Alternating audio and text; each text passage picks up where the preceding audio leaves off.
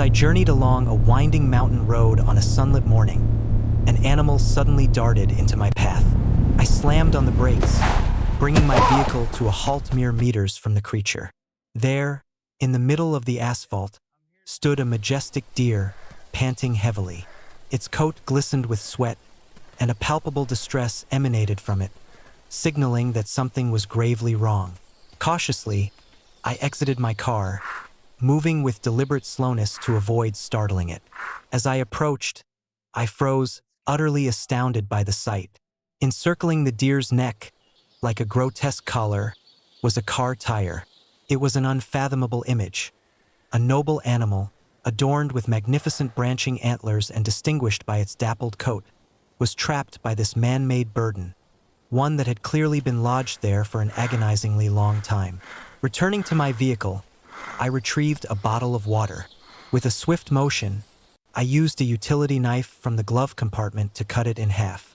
I poured the water into the lower section and carefully placed it on the ground before the deer. It took a tentative step forward, attempting to lower its head for a drink, but recoiled sharply with a soft, pained cry. It was then that I saw it fresh, crimson blood seeping from beneath the tire's edge. In that precise moment, I noticed a rusty metal wire protruding from the tire, digging into the animal's neck with every attempt to lower its head. This explained its desperate dash onto the road. It could no longer endure the agony of simply trying to drink or eat. The sharp wire inflicted excruciating pain with each movement. I began to slowly circle the deer. It watched me warily but made no attempt to flee, its strength seemingly depleted. The tire had deeply embedded itself into the fur around its neck, creating a deep furrow. It appeared unnaturally heavy, as if the creature were burdened by a concrete collar. I reached out, attempting to grip the tire's edge with my hands and pull it upwards, hoping to maneuver it over the antlers. However, the deer sharply jerked its head, sending me sprawling onto the asphalt. It was abundantly clear then. The antlers were far too broad and intricately branched. Manual removal was impossible. I reached for my phone, quickly finding the number for wildlife rescue and making the call. The dispatcher listened patiently and instructed me to remain with the deer, assuring me that a veterinarian was en route. For the next 20 minutes, I stood at a respectful distance, observing the animal, and with growing horror, I realized it wasn't even attempting to lower its head to the grass at the roadside. The pain was too intense. Finally, a wildlife service pickup truck arrived. A veterinarian emerged, carrying a large bag slung over his shoulder. He circled the deer, examining it closely from every angle, and murmured, "My goodness, it's been enduring this for an unbelievably long time. Look at its neck. The fur is completely worn away." The veterinarian then produced a syringe filled with a tranquilizer, approached the animal cautiously from the side, and administered an injection into its thigh. After approximately 57 minutes, the deer remained standing but was noticeably calmer, its eyes half closed as if dozing. The veterinarian attempted to manually rotate the tire around the deer's neck, but it wouldn't budge even a millimeter. "It's lodged fast," he stated, shaking his head.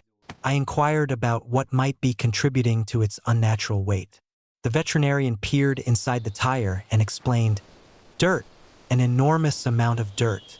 It's been wearing this for 2 years, perhaps even longer. And over that time, everything has accumulated inside. Soil, pine needles, twigs, moss. It's compressed like concrete. That's why it's moving so sluggishly. It's carrying a monstrous weight." The veterinarian retrieved a hacksaw from the truck and attempted to cut through the tire's edge, but after only a minute, he stopped, wiping sweat from his brow. "There's steel belting inside the rubber," he explained. "This saw won't touch it. I'll need more substantial equipment." I suggested trying to clear out some of the accumulated debris first, hoping that a lighter tire would be easier to remove.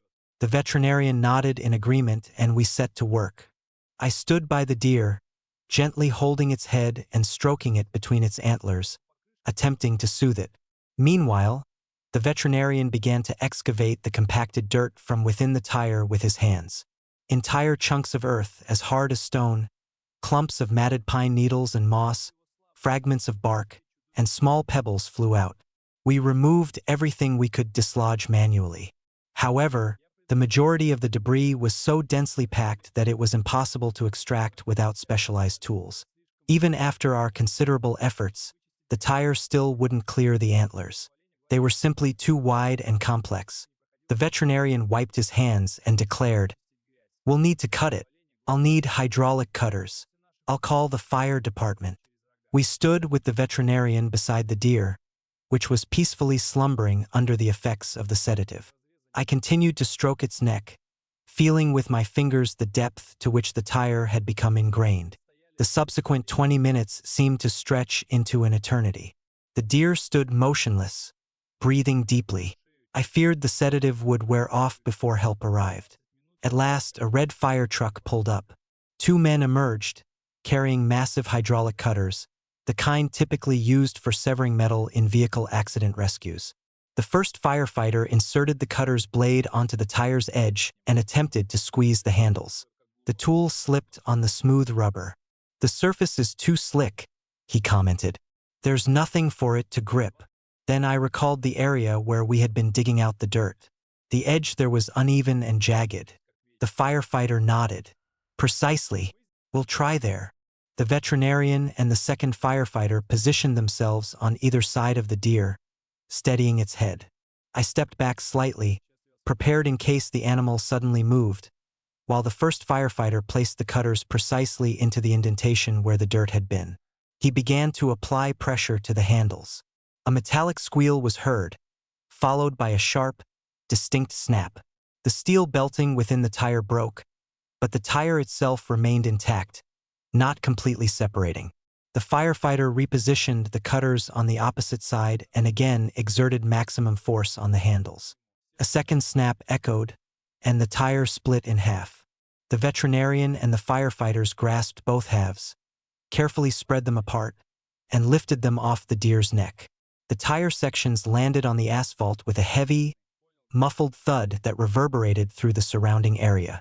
One of the firefighters attempted to lift a tire half with one hand and, with considerable effort, managed to pull it off the ground, letting out a surprised whistle.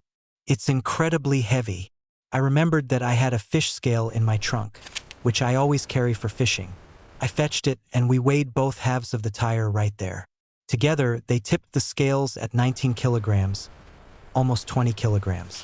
It was akin to carrying a bucket full of rocks around one's neck for 2 continuous years, every moment of every day. The veterinarian gently ran his hand over the deer's neck, examining the extent of the damage. The fur was worn down to the bare skin in places. Deep grooves were visible on its neck.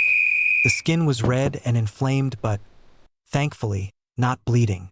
He quickly applied antiseptic from a bottle directly to the neck and then spread a thick layer of healing salve over all the abraded areas. "The wounds aren't recent, but they aren't infected either," he stated. It was fortunate. Following this, the veterinarian administered another injection, an antibiotic as a preventative measure, given that the deer had been suffering from open wounds on its neck for 2 years. He then administered an antidote to reverse the effects of the sedative.